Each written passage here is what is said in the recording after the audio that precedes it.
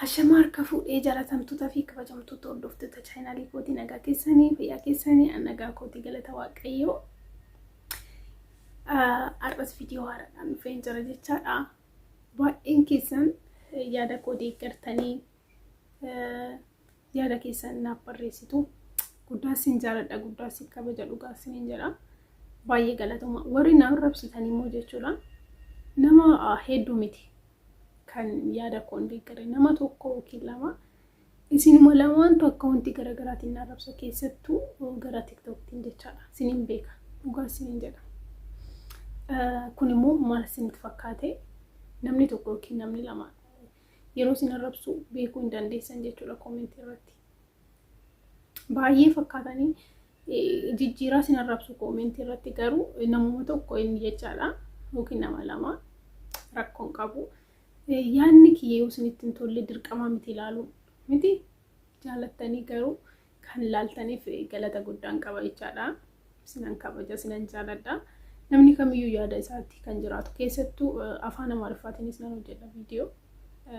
Naafxanyaa yookiin immoo waan bira warri naan jettanii kun dhimma keessa malee dhimma kootii miti maaliif seetan. Ani yaada sammuu keessanii ni miti kan yaadu, sammuu nama biraatti ni miti kan yaadu sinii galee sammuu kiyya duwwaadhaan yaada. Sammuu obboleessa kootii, sammuu maatii kootii ni miti. Ani sammuu mataa kiyyaatiin yaada jechaadha. Kanaafuu arrabni sin arrabsitan yookiin immoo yaadni sin naaf qabdan sun uumaa gochuu hin danda'u. Odoon hunduma keessa sin gammachiisee natti tola. Dhugaa siniin jedha. Hunduma keessa wanna sin gammachiisu odoon hojjedhee natti tola. Garuu ani immoo gosa tokko deeggaree nama loluu miti. Siin galee nama hundumaa nan jaaladha, nan kabaja, namni hundinuu anaaf qixxeedha. Kanaafuu uumaa gochuu hin danda'u jechuudha.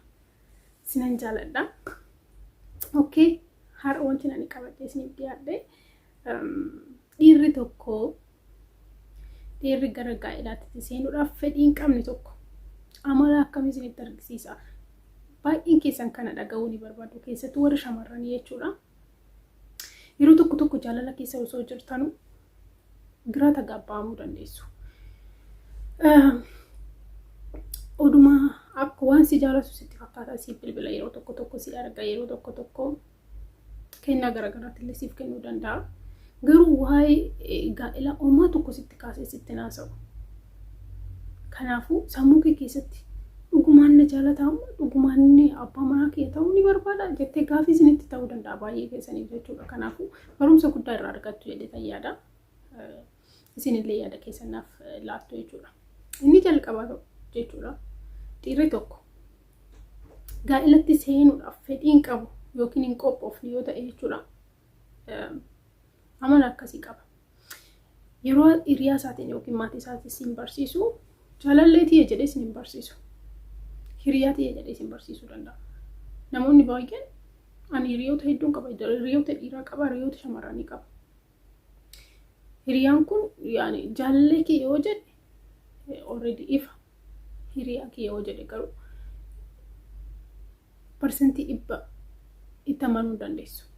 Si galee persentii 100 jaalallee kiyya jedhee yoo si barsiise okay amanee jira.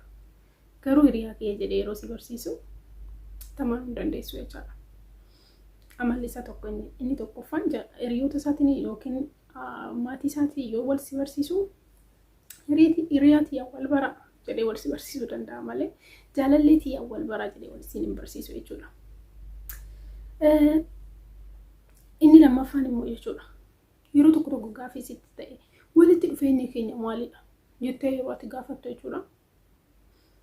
Kuni maal amma gaafii kanaaf deebisuun qabaani. Jaalala waanan inni tokkoffaan jaalala inni guddaan jaalala. Kuni amma maal si fayyada siin jechuu danda'a si galee miti.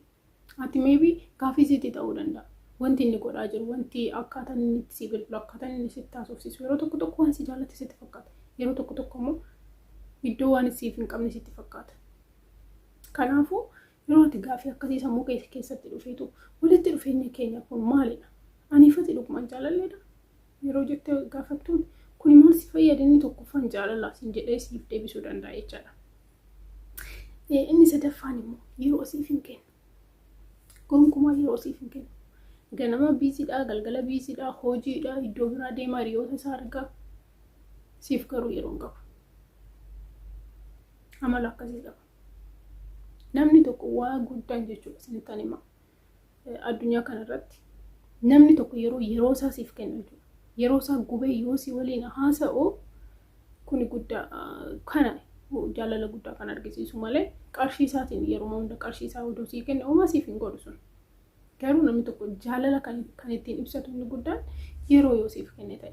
Yeroo dhiphaa yoo qabaate hojiillee yoo deemu iddoo garaagaraallee kan deemu yoo ta'e yeroo isaa dhiphisee yeroo dhiphoo keessatti si argaa yoo ta'e iddoo siif qaba namni kun si jaalachuu danda'a. Garuu yeroo hundumaa inni biizii yoo ta'e yoo ati bilbiltee argachuu barbaaddu ani bakka akkanaan jira bakkee hojiin jira hiriyoota kiyya biran jira gonkumaa yeroo siif hin qabu si arguun barbaadu. Amala akkasiillee qaba jechaadha namni tokko jaalalaaf yookiin gara gaa'elaatti seenuudhaaf hin qophoofne taanaan amala akkasii sitti argisiisuu danda'a jechaadha. Inni afuraffaan immoo hin jijjiirama. Hin jijjiirama yeroo siin jedhu fakkeenyaaf dura yeroo wal bartan jaalala siif qabaachuu danda'a. Garuu yoo dhufaa jedhu jechuudha sitti jijjiiramaa dhufa sii galee miti sitti jijjiiramaa dhufa.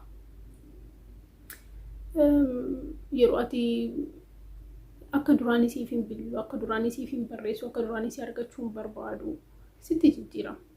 Yeroo tokko immoo yeroo dabbaru lafuma ka'ee si bilbilee si arguu barbaada. Amalli isaa akkana jetteetu murteessuu hin dandeessu nama akkanaa kana jechaadha. Si galee miti yeroo tokko yoo barbaade si bilbila, yoo barbaade hin bilbilu, yoo barbaade hin dhufa, yoo barbaade hin dhufu, yoo barbaade si haasofsiisa, yoo barbaade si haasofsiisu amala akkasiillee sitti argisiisuu danda'a. Dhiirri tokko gaa'elaaf hin qophoofne yoo ta'e jechaadha. Inni shanaffaan immoo ofumaa isaatiif balleesse jechuudha. Siin lola. Fakkeenyaaf waanuma xiqqoo ishee amma ati fakkeenya badii balleesse ofuma isaatiif loleetti dafee osoo ati hin loliin jechuudha. Ofii isaatiif lola. Maaliif amala akkasiisti argisiisa sitti fakkaata? Akka ati irraa fagaattu barbaada. Already inni yeroodhaaf sitti dhiyaate durumaayyuu jechuudha. Akka gara gaa'elaan seenne si wajjiniin hin beeka. Baay'een keenya jechuudha garuu nuti shamarran dhiironni gaa'ela hin sodaatu jennee murteessina. Garuu soba kuni bara. Soba. Dhiirri tokko yoo hin jaalata ta'e shamarree tana dhugaas hin jedhaan namni biraan na jalaa jaalachuu danda'a namni biraan na jala na dursee ishee fudhachuu danda'a jedhee daddafee gaggabee gara gaa'elaatti seena. Sin jaalatu yoo ta'e garuu qarshii kee amma fixutti si tursiisa. Waan sirraa barbaadu san yookiin dubartummaa kee sirraa barbaadata yookiin waa tokko sirraa barbaadata hamma san argatutti si wajjiniin turuu danda'a dhiirri tokko malee gara gaa'elaatti seenu gonkumaa wanti sodaachisu hin jiru jechuudha dhiirri tokko sinii galee miti. Ofuma isaatiin balleessee ofuma isaatii lolaa jechuudha. Fakkeenyaaf immoo inni jaaffaan akkuma carraa ta'e jechuudha. Ati biyya biraa osoo deemte yookiin immoo baadiyyaallee deemuu dandeessa. Fakkeenyaaf magaalaa wajjiniin kan isa wajjiniin jiraatan taanaan dafee si irraanfata. Hatattamaan jechuudha sammuu isaa keessaa of si balleessa. Sababbii barbaada si dagachuudhaaf si galee miti. Sababbii sirriitti barbaadan fakkeenyaaf akkuma ati fakkeenyaaf iddoo bilbiliin hojjenne tokko yoo deemte siif immoo koruu si argachuudhaaf gonkumaa yaalu. Already ati baadiyyaa jirtu bilbilli kee hojjetu siin jechuu danda'a. Oduma siifuu yaalin jechuudha. Iddoo siif hin qabu. Si galee miti akka ati achumaan sammuu isaa keessaa ala salphaadha si baasee si gata. Inna idduma tokko illee yoo deemte tasuma si bilbilee tasuma waa'ee kee yaadee tasuma siif dhiphatee si argachuu hin barbaadu jechaadha. Dhiironni gara gaa'elaatti seenuudhaaf qophii hin qabne amala akkasii isinitti argisiisan jechuudha. Maatii isaaniitiin wajjin hin barsiisan seeraan jaalallee kiyya jedhanii dhiirri tokko dhugumaa si jaalate dhugaas hin jedhaan. Harka kee qabatee too gara alaa deddeemuun salphachiisu. Wanti hin salphatu si jaalate yaa taanaan dhugumaan. Garuu si jaalate jaalala siif hin qabu taanaan si wajjin yeroo dabarsuu hin barbaadu. Si wajjin yeroo dabarsuu hin barbaadu gonkumaa namoota wal si barsiisuu hin barbaadu. Amala akkasii qaba siin jedha. Dhiirri tokko yoo gaa'elaaf hin qophoofne yookiin immoo dhugumaan sin jaalanne yoo ta'e jechuudha. Egaa miiga viidiyoon irraa isiniif qabadhee dhiyaate kana fakkaata isinillee sin qunnamee beekuu danda'a jechuudha namoota hedduu qunnamee beekuu danda'a barumsa hedduu irraa argattu hordofa yaada keessanillee koomentii irratti naaf barreessaa namoota biraatiif sheerii godhaa yeroo subscribe gootan please dawul milikitii indagatina barumsa garagaraa irraa argattu galatoomaa amma viidiyoo itti aanu nama wal arginutti ciao